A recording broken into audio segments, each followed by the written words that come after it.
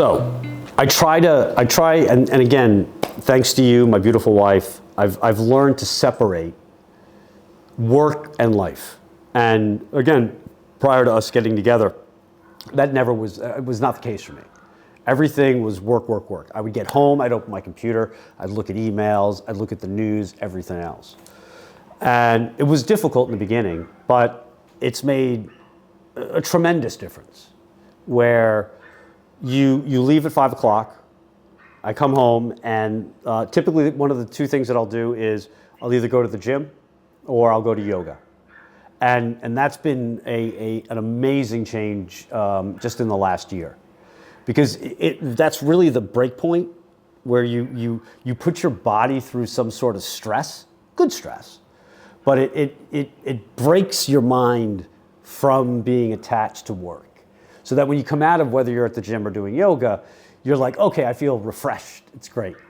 And then come home, spend time with beautiful wife, beautiful puppies, do some cooking, little cocktail, and just ease into the evening. The best way to answer that is to say, it's made me be present in a moment.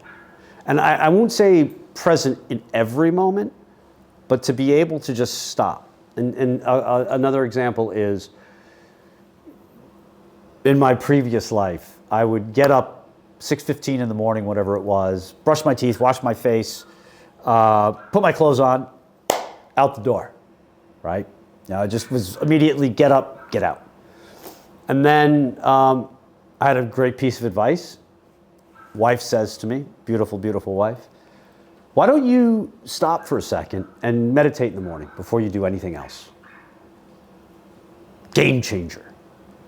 Just sit, quiet. I listen to some meditative music for 15 minutes. And everything just settles down. And then you do a bit of calisthenics in the morning, some push-ups, sit-ups, things like that, get dressed and everything else. But you ease into the day. And I think that that's been critical. But then throughout the day, I can now tell when my body and my spirit is getting tight. And now I just say, breathe 10 times, just take a beat. So again, being present has been vitally critical above anything else. Now, things like breathing exercises, I think has been critical. Like I now know when we go to yoga class, it's not necessarily the movement or the positions or any of that.